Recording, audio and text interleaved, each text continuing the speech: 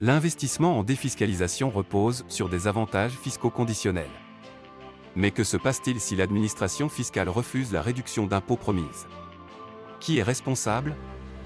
Dans un arrêt du 20 novembre 2024, la Cour de cassation rappelle un principe essentiel: le monteur d'un programme de défiscalisation est contractuellement tenu de garantir l'éligibilité fiscale de l'investissement qu'il propose.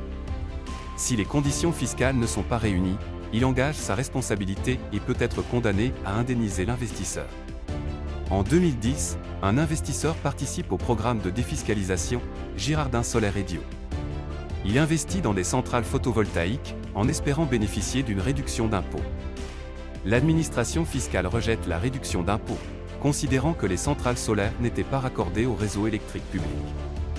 L'investisseur assigne alors la société Edio, estimant qu'elle n'a pas respecté son obligation contractuelle.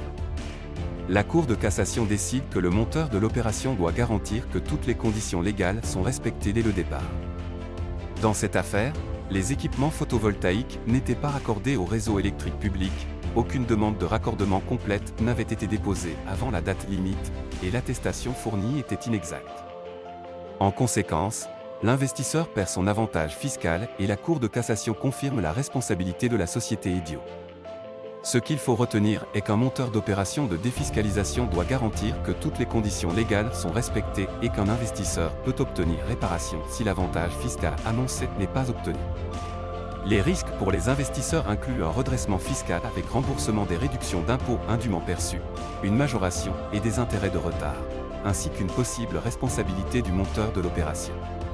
En conclusion, il est nécessaire d'être plus vigilant pour les investissements en défiscalisation. Les monteurs doivent assurer le respect strict des conditions légales, les investisseurs doivent exiger des garanties solides, et les professionnels du droit et du patrimoine doivent être particulièrement vigilants. Avez-vous déjà envisagé un investissement en défiscalisation? Cette décision va-t-elle renforcer la protection des investisseurs?